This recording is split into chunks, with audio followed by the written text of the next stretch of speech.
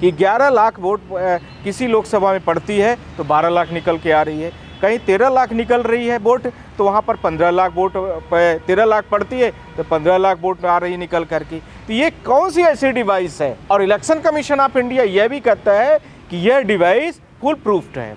Full proofed का sense क्या है? पर भारत देश की जो ईवीएम मशीन है वो ईवीएम मशीन में जितना टोटल वोट पड़ी उस टोटल वोट से ज़्यादा वोट निकल करके आई। कि जितना टोटल वोट डाली जाती है उस टोटल वोट से ज़्यादा वोट कैसे निकलती है? तो यह अपने आप में ईवीएम, वीवीपैट और उसमें जो कमांड दी जा रही है, उसमें जो कोडिंग दी जा रही है, उसमें जो चिप लगाई जा रही है पावर इलेक्शन कमीशन के पास, जिसमें भारत देश की पूरी डेमोक्रेसी को खतरा उत्पन्न कर दिया है कि स्पेसिफिक रूलिंग पार्टीज़ को जिताने के लिए आपने ये सारा काम किया है। आपके पास आपके ऊपर भी एफआईआर होना चाहिए। इस तरह से यदि गड़बड़ियां आती हैं, बार बार सामने आ रही हैं, तो ईवीएम का इसका मतलब हो गया कि ईवीएम में गड़बड़ी है।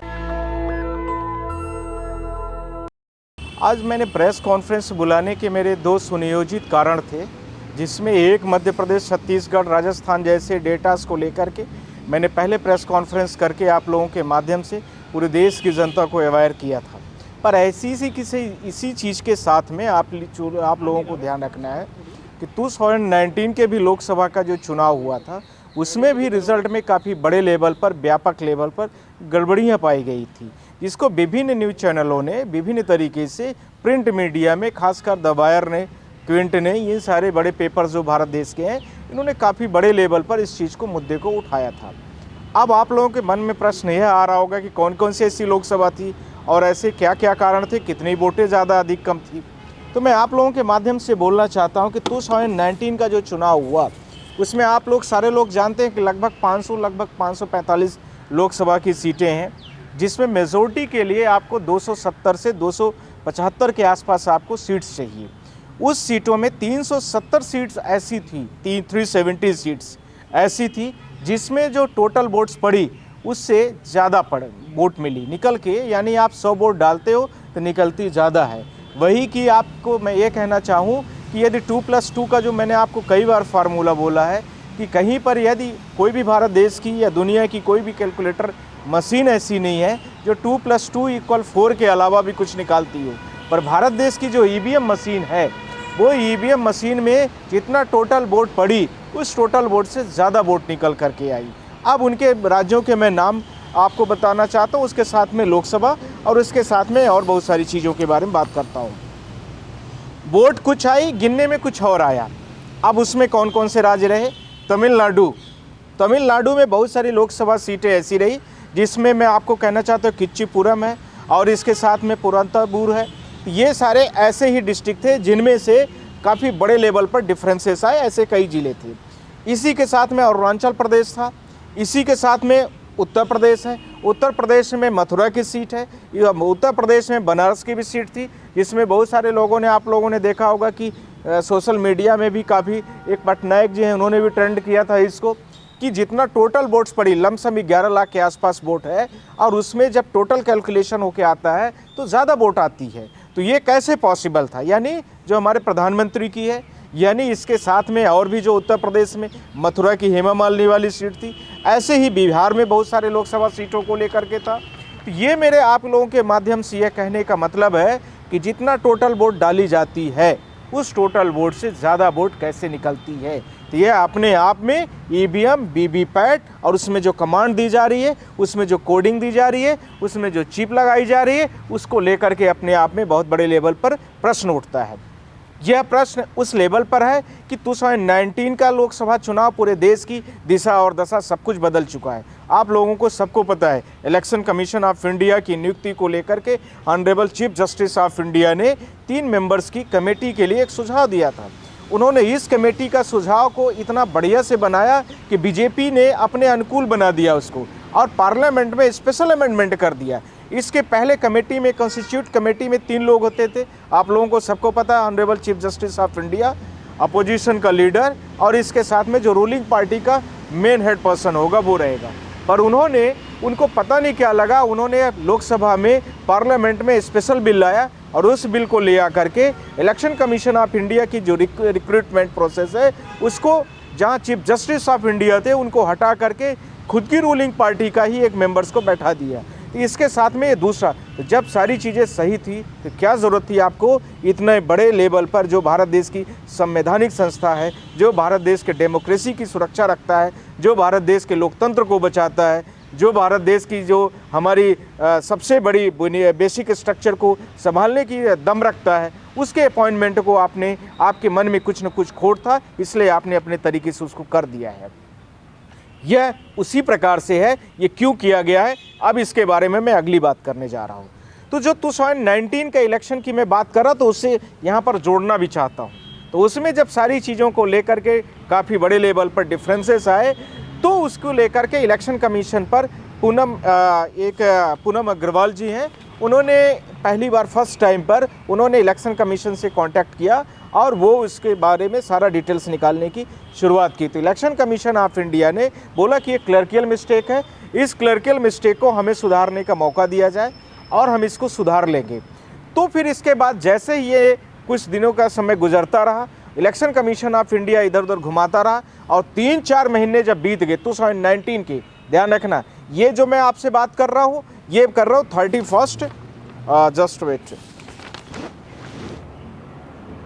31 मई 2019 की बात है। पर ये जो इलेक्शन कमीशन ऑफ इंडिया ने इस तरह से टाइम खींचता रहा और 4 महीने जैसे ही बीते, 2019 के जैसे ही 4 महीने बीते, इन्होंने पूरा वीवीपैट का जो डेटा 1 साल के लिए सेक्शंस इलेक्शन कमीशन का जो रूलिंग्स है उसमें 94 सेक्शन में स्पष्ट लिखा है कि कोई भी काउंटिंग होती है वोट की, और उस वोट की काउंटिंग को आपको 1 ईयर्स के लिए रखना मैंडेटरी है, पर इन्होंने उसको हटा दिया। और उसको हटा करके इन्होंने क्या किया, सबसे ज़्यादा बड़े लेवल पर दिक्कत कि इन्होंने पूरे डेटा को डिलीट करा दिया। अब जैसे ही वो लोग फिर आगे बढ़े तो इन्होंने बोला हमें 3-4 महीने का टाइम दीजिए। 3-4 महीने का टाइम जब इन्होंने लिया, उसके बाद इन्होंने क्या किया, इलेक्शन कमीशन ऑफ इंडिया को देखिए आप लोग, इनके मन में कितना बड़ा देश के डेमोक्रेसी को ख़त्म करने को लेकर के इलेक्शन कमीशन ऑफ इंडिया का आप इंटेंशन देखिए, किस तरह से किसी रूलिंग पार्टी को जिताने के लिए पूरा डेटा को डिलीट करा दिया, जिससे सुप्रीम कोर्ट यदि उसमें ऑर्डर करती है तो टोटल जो 1 ईयर्स का डेटा रखने का जो आपको सब्जेक्ट दिया गया है वो डिलीट रहे, जिससे मैचिंग ना हो। तो इन्होंने पूरा पार्लियामेंट वाइज, लोकसभा वाइज पूरा का पूरा डेटा पूरे इंडिया का ख़त्म कर दिया। और क्या किया, फिर टोटलिटी निकाल दिया। जैसे मध्य प्रदेश में टोटल वोट इतनी पड़ी, राजस्थान में टोटल वोट इतनी पड़ी, यूपी में टोटल वोट इतनी पड़ी, इसी प्रकार से टोटल रख दिया, न कि लोकसभा वाइज। ये सारे डेटा को इन्होंने डिलीट कर दिया। तो मेरा उनसे प्रश्न था कि इलेक्शन कमीशन ऑफ इंडिया इस डेटा को डिलीट करने के लिए क्या टेक्निकल ग्राउंड रखता है। तो उन्होंने एक जवाब बड़ा सिंपल सा दिया है, टेक्निकलिटीज़ में इनका ये है कि ईवीएम में खराबी है। ईवीएम में यही जो आप लोग सारे लोग कि ईवीएम मशीनों में कुछ प्रॉब्लम चल रही है। तो ये प्रॉब्लम जब आपकी इतनी जल्दी आ जाती है, फ्री फेयर इलेक्शंस नहीं हो सकता है, तो आपने किस आधार पर इतने बड़े भारत देश के डेमोक्रेसी को खतरा उत्पन्न कर दिए हैं, जो कि इस समय पर रूलिंग पार्टी के आप एक तरीके से हेल्प करने के लिए आप बैठे हुए हैं। ये इसका अगला चरण और भी गंदा था, जो मध्य प्रदेश, छत्तीसगढ़ और राजस्थान की काउंटिंग को लेकर के मैंने आप लोगों से बात बोला कई बार कि जो टोटल वोट्स पड़ी है उसका differences of total votes is not equal. Total leads का जो डिफरेंसेस है बीजेपी और कांग्रेस के बीच में। तो इन्होंने क्या किया, जब ऑनरेबल सुप्रीम कोर्ट ने 15 दिसंबर को इस मैटर को, इस पिटीशन को अलाउ कर दिया, तो इन्होंने इस डेटा को पूरा इमीडिएट पूरे भारत देश में जितने 3 राज्यों का जो चुनाव, 5 राज्यों का चुनाव हुआ, जिन 3 राज्यों को लेकर के हमारी पिटीशंस थी, वहाँ के ईवीएम और वीवीपैट खराबी के नाम पर बेंगलुरु भेजना शुरू कर दिया। अब लिखा क्या 94 सेक्शन में, जो मैंडेटरी किया गया है कि 1 ईयर आपको रखना है, पर इन्होंने 1 ईयर नहीं रखने की कोशिश कर रहे हैं। EVMs vote counting in 370 seats plus and election commission refuse complaints, ये हमारा कंप्लेन भी रिफ्यूज कर रहे हैं, ये भी ध्यान रखने की ज़रूरत है। और इसके साथ में मैं आपसे यह भी कहना चाहता हूं कि इनको जो 1 साल 94 सेक्शन के साथ में ये दिया गया कि आप कंपल्शन है, तो आप इलेक्शन कमीशन ऑफ इंडिया क्या करता है कि 2019 में जो चुनाव के और अभी वाले जो पर्ची हैं उन सारे को लेकर के एक रिपोर्ट भेजते हैं, एक एप्लीकेशन भेजते हैं, और इस एप्लीकेशन में लिखते हैं कि 2019 में जितनी डेटा इलेक्शन कमीशन की वीवीपैट पर है उनको डिलीट कर दिया जाए, उनको डिस्ट्रॉय कर दिया जाए। डिस्ट्रॉय करने का मतलब क्या था आपका, क्यों आपने डिस्ट्रॉय करवाया? जब हम लोगों ने यह पूछना शुरू किया, आम जनता ने पूछना शुरू किया कि इलेक्शन कमीशन ऑफ इंडिया यह बताए कि ये डेटा 2019 के इलेक्शन में जो यूज किए गए थे उनको किसने डायरेक्शन दिया है कि डिस्ट्रॉय आप कर दे। तो इलेक्शन कमीशन का एक बड़ा छोटा सा सिंपल सा एप्लीकेशन आया कि इन डेटाओं को आप डिस्ट्रॉय कर दीजिए। डिस्ट्रॉय करने का आपको किसने पावर दिया है? जब आप ही के सेक्शंस में लिखा हुआ है कि 1 साल तक ये रेगुलराइज तरीके से कोर्ट भी मंगा सकती है, इलेक्शन कमीशन भी मंगा सकता है, पब्लिक भी किसी ने केस फाइल कर दिया है तो वो भी चेक कर सकता है। तो जब आपने ही अपने हिसाब से नहीं, अपने रूल्स को फॉलो नहीं किया है तो आपने ईवीएम वीवीपैट वाली जो व्यवस्था है उसको बंद कर देना चाहिए। फिर आम जनता जैसे वोट पेपर वैलिड पेपर में कर रही थी वैसे ही करती अपना, आपकी जिम्मेदारी भी नहीं रहती, आपकी जवाबदेही भी नहीं रहती। नाइदर ये भी नहीं कर रहे हैं कि जो वीवीपैट की पर्चीज निकलती है उस पर्चीज को काउंट करने के लिए पब्लिक को दे दिया जाए, उससे भी ये बहुत सारी चीज़ों का समाधान हो सकता है। यह भी नहीं करना चाहते हैं तो फिर क्या है? अब अगला इसी के कड़ी आप देखिए, इलेक्शन कमीशन ऑफ इंडिया ने इन्हीं मुद्दों के साथ में इलेक्शन कमीशन ऑफ इंडिया ने क्या किया, आप लोग सारे लोग देखेंगे कि ईवीएम से जब कमांड जाती है वीवीपैट में जाती है, वीवीपैट से पर्ची निकलती है। एक चौथा बहुत बड़े लेवल पर स्कैम निकल के आया है। तो जो वीवीपैट से टोटल पर्ची निकलती है, आपको दिखती है 7 सेकंड के लिए, 15 सेकंड के लिए, वो पर्ची टोटल वोट जो ईवीएम में पड़ती है उसके इक्वल नहीं आती है। तो मैं आप लोगों से पूछना चाहता हूं कि आज तक कोई भी डिवाइस नहीं बनी है जो कैलकुलेटर के बेस पर है, और कैलकुलेटर में है यदि हम उसको डेटास को एंट्री करते हैं तो टोटल एडिशन में आउटपुट में कुछ डिफरेंस करे। यदि 2 + 2 किया तो 4 आता है, 4 + 4 किया तो 8 आता है। ऐसे हम कैलकुलेशन बढ़ाते जाते हैं तो अपने आप ये सारी चीज़ें उसी डेटा लेवल पर बढ़ती जाती हैं। पर आप देखिए कि सारे लोग, आप लोग देखेंगे कि 11 लाख वोट किसी लोकसभा में पड़ती है तो 12 लाख निकल के आ रही है, कहीं 13 लाख निकल रही है वोट तो वहाँ पर 15 लाख वोट, 13 लाख पड़ती है तो 15 लाख वोट आ रही निकल करके। तो ये कौन सी ऐसी डिवाइस है? और इलेक्शन कमीशन ऑफ इंडिया यह भी कहता है कि यह डिवाइस फुल प्रूफ्ड है। फुल प्रूफ्ड का सेंस क्या है? तो मेरे इसके साथ में 5 क्वेश्चन आप लोगों के माध्यम से इलेक्शन कमीशन ऑफ इंडिया से और भारत सरकार से भी है। पहला क्वेश्चन नंबर 1, लोकसभा का जो डेटा था वो डेटा को क्यों डिलीट किया गया? Point number 1। और वो एप्लीकेशन जो डिलीट करने के लिए इलेक्शन कमीशन ऑफ इंडिया ने उसको जारी किया था, वो ऐसा कौन इसके पास पावर, इलेक्शन कमीशन के पास, जिसमें भारत देश की पूरी डेमोक्रेसी को खतरा उत्पन्न कर दिया है कि स्पेसिफिक रूलिंग पार्टीज़ को जिताने के लिए आपने ये सारा काम किया है, आपके पास, आपके ऊपर भी FIR होना चाहिए।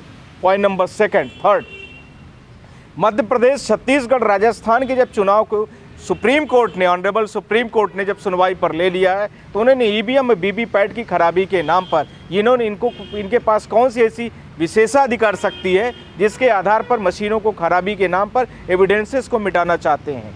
पॉइंट नंबर 6, इसके साथ में इलेक्शन कमीशन जब ईवीएम से कमांड दी जाती है वीवीपैट पर और वीवीपैट से जो पर्ची निकलती दिखती है उसकी total counting is not equal जितना ईवीएम में वोट डाली जा रही है, तो इसका मतलब इन सारे डिवाइसेस में गड़बड़ियाँ हैं। इसका मतलब है कि ये इनसे सारे जितने हम लोग प्रश्न किए हैं उन प्रश्नों का कोई जवाब नहीं है। पर इसके साथ में इन्होंने जो मीडिया अभी तक ईवीएम को लेकर के न्यूज़ चलाती थी उसमें भी इन्होंने एक डिक्लेरेशन करके, एक छोटा, आप लोगों के देखेंगे ईवीएम के नाम पर कुछ भी होगा, एक छोटा सा डिक्लेरेशन 10-15 पन्ने का इन्होंने अटैच कर दिया है और उसका मोटा मोटा सार है कि आप इनको न देखिए, आप ईवीएम हमारी अप्रूव्ड है। और इसके साथ में यह भी लिखते हैं कि यदि ईवीएम हमारा अप्रूव्ड है तो आपको कुछ एडिशनल जानकारी चाहिए तो इलेक्शन कमीशन ऑफ इंडिया के पास जाइए, न कि आपके पास बात करेंगे। तो जब यही चीज़ की जानकारी लेने के लिए अपोजिशन का लीडर, भारत देश के डेमोक्रेसी का, लोकसभा के जो इंडिया अलायंस करंट में लोकसभा के बहुत सारे MPs ने आपसे 6-6 महीने से टाइम मांग रहे हैं, आप उनको टाइम क्यों नहीं देते हैं? आपसे यही सारी मुद्दों को बात करना चाहते हैं। इन्हीं इलेक्शन कमीशन ऑफ इंडिया के और बहुत सारी चीज़ों को क्वेश्चन जो मेंबर्स ऑफ पार्लियामेंट हैं वो लोकसभा में उठाते हैं तो उनको आप सस्पेंड करते हैं, थ्रू दूसरे के द्वारा होता है। यही सारी आवाज़ होती है कि फ्री और फेयर इलेक्शन कंडक्ट होना चाहिए, फ्री और फेयर जुडिशरी होनी चाहिए, फ्री और फेयर इलेक्शन कमीशन होना चाहिए। ये सारी चीज़ों को लेकर के जैसे ही पूछा जाता है तो उनको भी आप सस्पेंड कर दिए जाते हैं। अब मैं आपसे ये भी बोलना चाहता हूँ इसके साथ में कि 2019 के लोकसभा के डेटास का जो अभी supreme court, honourable supreme court ने 31 जनवरी को ये मैटर लिस्ट हो गया है। लगभग अभी उम्मीद है कि 31 को ये मैटर लग रहा है, जिसमें 2019 का लोकसभा का चुनाव की जो डेटा वेरिएबल्स डेटा थे, जो डेटा सही नहीं थे, परफेक्ट डेटास नहीं थे, जिसमें 300 लगभग 70 सीटें हैं, उन 300 उसमें मेरी प्रेयर क्या क्या है उसको लेकर के मैं आप लोगों के सामने यह बोलना चाहता हूँ, वो आप लोग सारे लोग सुन लीजिए। पहली प्रेयर नंबर फर्स्ट, 370 लोकसभा जितनी सीटों के डेटास आए हैं वो डेटा वेरिएबल नहीं है, तो उस डेटा की जिम्मेदारी वेरिएबल करने की किसकी होती है, उसके लिए क्या गाइडलाइंस है, तब तक क्या रिपोर्ट कार्ड लोकसभा के या विधानसभा किसी स्पेसिफिक के हो तो नहीं जारी होने चाहिए। एक पहली number prayer number first. Prayer number second, जब ये 370 लोकसभा के डेटास नहीं मिल रहे हैं, वेरिएबल डाटा है, तो इसका मतलब है कि ईवीएम अप्रूव्ड नहीं है, तो इसका मतलब है कि आपको वीवीपैट से इसको सबको हटा करके पर्ची का सिस्टम या आपको जो बैलेट पेपर वाला प्रावधान पुराने ज़माने का था वो करना चाहिए, आपने नहीं किया है, तो अर्थात चुनाव में ये होना चाहिए। प्रेयर नंबर थर्ड, ईवीएम में ये कई बार इलेक्शन कमीशन ने बोला है, उसको मैं प्रेयर में लिखा हूँ, पर आपसे मैं बोलना भी चाहता हूँ। प्रेयर नंबर थर्ड में ये है कि जो बैलेट पेपर्स में और ईवीएम्स में जो ईवीएम्स के पूरा टेक्नोलॉजीज़ का सर्किट है उसको ऑनलाइन किया जाए, जिससे कि सारे लोगों को हर पब्लिक डोमेन पर पता होना चाहिए।